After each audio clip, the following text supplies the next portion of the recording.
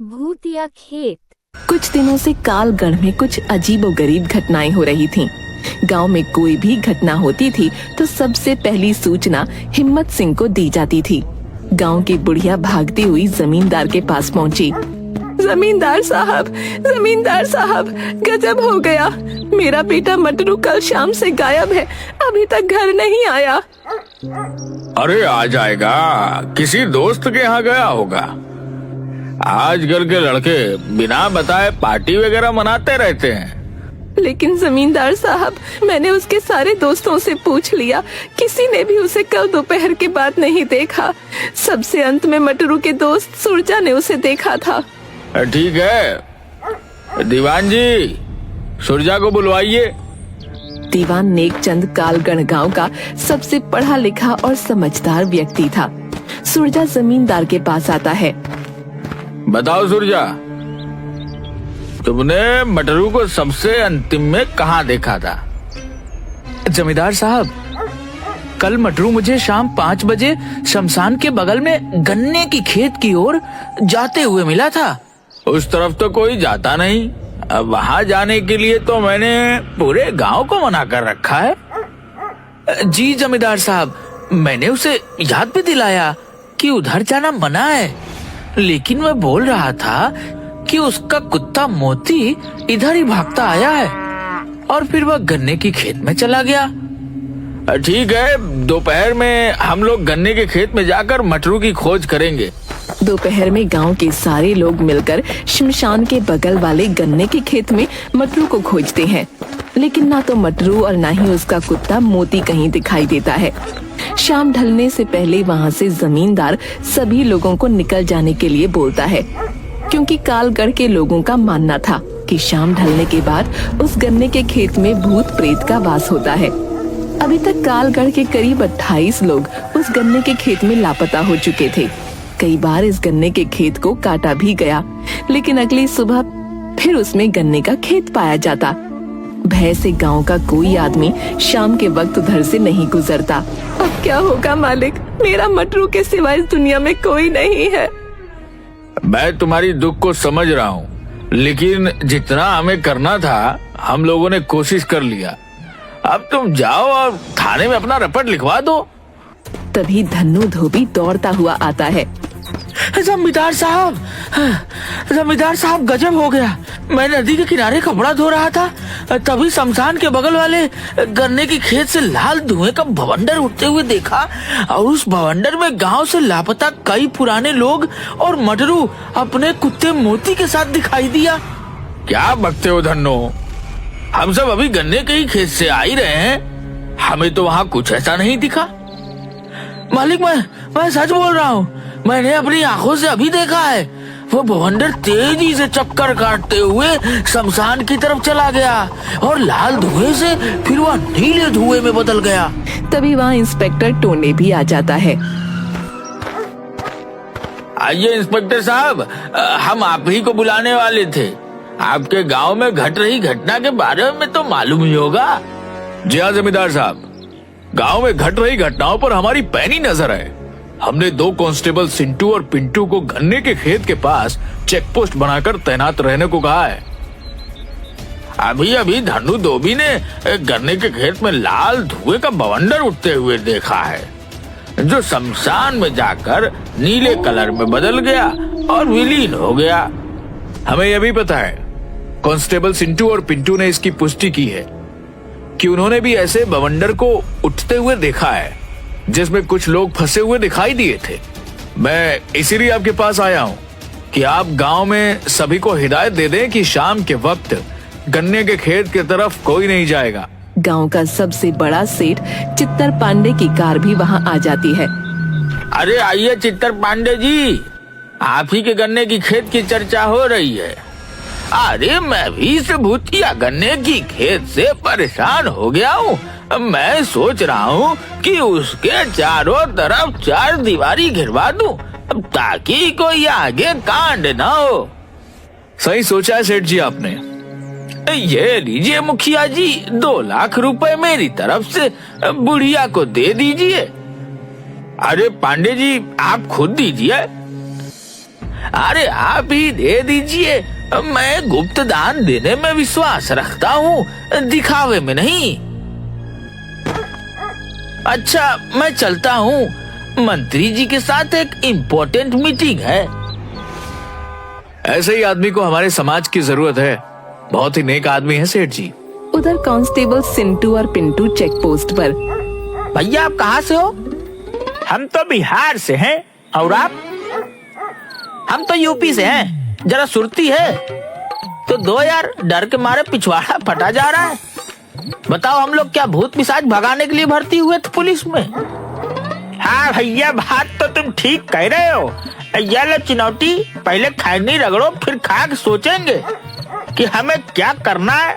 डर तो ससुरा हमें भी लग रहा है। भैया तुमने कभी भूत देखी है? हाँ भाई, हमने तो भूत देखा है। हमारे चाचा को मेरे सामने भूत ने उठाकर 3 बार उठाकर पटका था। जब हम आम के पेड़ के रखवाली के लिए मचान बनाकर उस पर सो रहे थे। मैं नहीं मानता, मैं भूत प्रेत को नहीं मानता। ये एक कोरी कल्पना और अफवाह है। ठीक है भैया, अपनी अपनी सोच है। अच्छी बात है कि तुम्हें भूत प्रेत पर विश्वास नहीं है, हमें तो है भैया। ऐसा करते हैं, आधी रात तक तुम पहरा देते रहो, आधी रात के बाद मुझे उठा देना और तुम सो जाना। हाँ यही ठीक रहेगा भैया। ठीक है भाई, मैं तो अब सोने जा रहा हूँ। रात 2 बजे हमें उठा देना। अभी 5 मिनट ही हुए थे कि चेक पोस्ट के पास बने झोपड़ी में सिंटू सोने जा रहे पिंटू के पास आता है। अरे सिंटू, क्या हुआ, तुम अंदर क्यों आ गए? भाई मुझे पेशाब लगी है। अबे तो पेशाब अंदर करेगा क्या?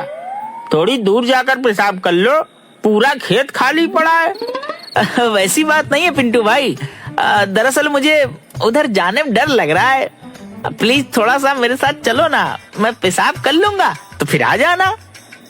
यार अभी तो तुम कह रहे थे कि तुम्हें भूत पिशाच से डर नहीं लगता है।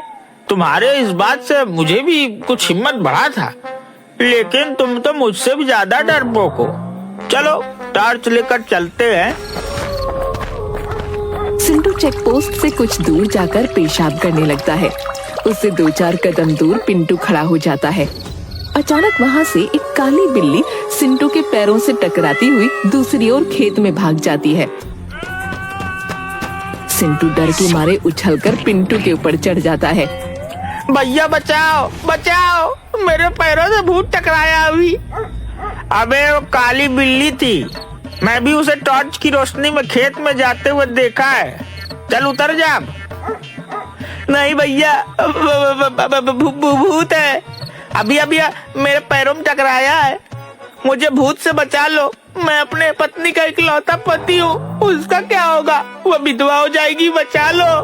तभी आकाश में अचानक बिजली चमकती है और बादल गरजने की आवाज के साथ सिंटू और डर जाता है। भूत भूत! अरे उतर, मुझ पर क्यों दिया मुँह? सारा वर्दी खराब कर दी तूने। चल झोपड़ी के अंदर चल।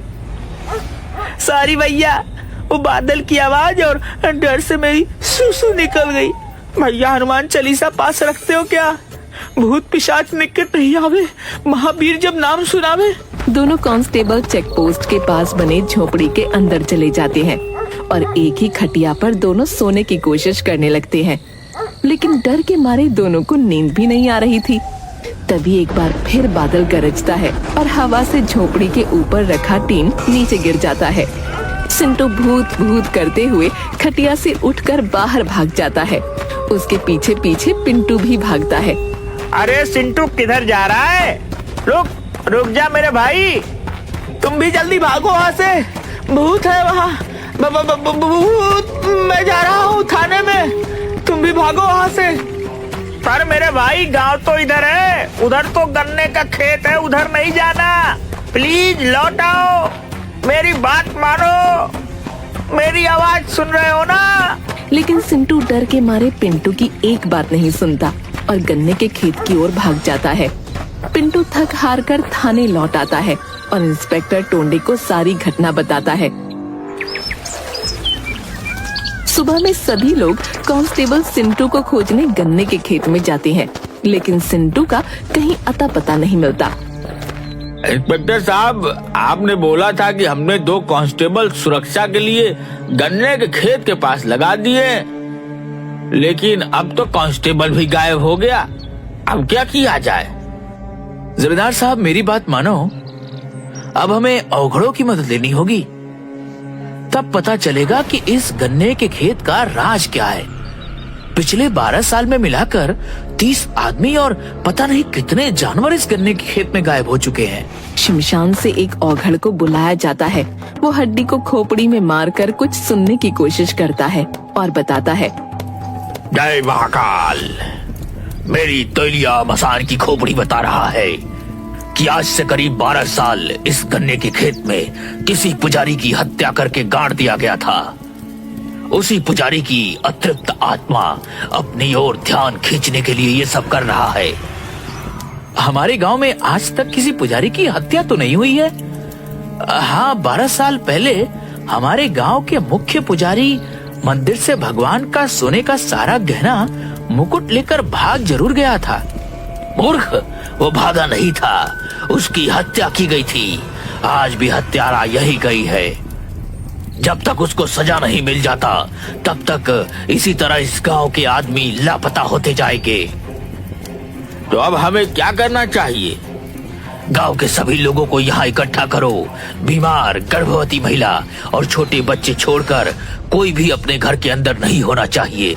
जमींदार के आदेश पर गांव के सभी लोग वहाँ पर इकट्ठा हो जाते हैं। महाराज, सभी लोग आ गए हैं? नहीं, अभी भी एक आदमी नहीं आया है। वह बीमार भी नहीं है। सर, सेठ चित्तर पांडे सिर्फ नहीं आए हैं, उन्हें अभी किसी जरूरी मीटिंग में शहर निकलना है। हमारे गांव के सुरक्षा से बड़ा और कोई मीटिंग नहीं हो सकता है। दीवान जी और इंस्पेक्टर साहब, आप दोनों जाकर सेठ चित्तर पांडे को बुला कर लाइए। चित्तर पांडे आने में बहुत आनाकानी करता है, लेकिन इंस्पेक्टर साहब और दीवान जी के दबाव के कारण उसे औघड़ के पास आना ही पड़ता है। आइए पांडे जी, आप मेरे पास बैठिए। हाँ महाराज, अब आप अपना काम शुरू कीजिए। अभी ये तेलिया मसान की खोपड़ी हवा में उड़ते हुए उस आदमी के पास जाएगी और वहाँ ठहर जाएगी। 5 मिनट उस आदमी को अपना गुनाह कबूल करने का अवसर मिलेगा। उसके बाद तो ये खोपड़ी मेरी भी नहीं सुनेगा। इससे निकलने वाली आग से अपराधी का चेहरा भस्म हो जाएगा। जमींदार साहब, ये क्या ड्रामा कर रहा है? मुझे इस सब में विश्वास नहीं। मैं चलता हूँ। मंत्री जी के साथ मेरी बहुत इम्पोर्टेंट मीटिंग है शहर में। अरे, मैं फोन कर दूंगा मंत्री जी को, वो मेरे जान पहचान के हैं। आप टेंशन मत लो, आधे घंटे की बात है। तभी अचानक अवधार की खोपड़ी उड़ते हुए सीधा चित्तर पांडे के पास आकर रुक जाती है। औघड़, ये क्या मजाक है? हटाओ इसे यहाँ से। शायद आपने मेरी बातों को गंभीरता से नहीं लिया। आपके पास 3 मिनट बचे हैं गुनाह कबूल करने के लिए, क्योंकि 2 मिनट तो हमारी बात में ही बर्बाद हो गई। हाँ, मैं ही पुजारी की हत्या का अपराधी हूँ। रोको इसे, मैं मरना नहीं चाहता। 12 साल पहले जब मैं मंदिर से सोने और गहने और मुकुट की चोरी करके भाग रहा था तो पुजारी ने मुझे देख लिया था और मेरे पीछे पीछे इस गन्ने के खेत में पहुंच गया, जहाँ मैं गहने को मिट्टी में छुपा रहा था। मैंने उससे विनती की, लेकिन वो नहीं माना, तो मैंने उसे गला दबाकर मार दिया और वहीं उसकी कब्र खोद दी। कुछ दिन बाद उन सोने के आभूषणों को बेचकर सेठ चित्तर पांडे बन गया। इंस्पेक्टर साहब, देख क्या रहे हैं? इस दुष्ट को हिरासत में लीजिए। कांस्टेबल पिंटू टोने का इशारा मिलते ही तुरंत सेठ चित्तर पांडे को पकड़कर हथकड़ी लगा देता है। तभी गन्ने के खेत में एक बवंडर उठता है और गांव वालों के सामने अघोर की अग्नि में पंडित की श्रापित आत्मा आ जाती है। मेरी आत्मा की तृप्ति इसी पापी की मौत से संभव है, लेकिन किसी कारणवश मैं उस गन्ने के खेत से बाहर नहीं आ पाता था। मुझे माफ कर दो पंडित जी, मुझे अपने किए का पछतावा है। तेरी वजह से मैंने इन बेकसूर गांव वालों को अपनी कैद में रखा हुआ है। तेरी मौत से इनकी मुक्ति संभव है। पुजारी जी, कोई और विकल्प दीजिए। किसी की मौत से आप संतुष्ट कैसे हो सकते हैं? चुप करो तुम सब। मेरी मौत को रहस्य बताकर शानो शौकत की जिंदगी जी रहा है, लेकिन अब नहीं। उसके बाद पुजारी की आत्मा अपने तेज तर्रार नाखूनों से चित्तर पांडे का गला पकड़ उसे हवा में लटका देती है और थोड़ी देर में ही उसको मार डालती है। इसके बाद आत्मा वहाँ से गायब हो जाती है मुक्ति, मुक्ति। और एक के बाद एक करके 30 आदमी और कई मवेशी उड़ते हुए आकर औघड़ के पास गिरते हैं और सभी सुरक्षित अपने अपने परिजनों से मिल जाते हैं। औघड़ के कहने पर उस गन्ने के खेत को जलाकर पुजारी जी की याद में एक बड़ा सा मंदिर बनवा दिया जाता है। दोस्तों, ये भूतिया कहानी आपको कैसी लगी? नीचे कमेंट में हमें जरूर बताइएगा। कहानी को पूरा पढ़ने के लिए शुक्रिया।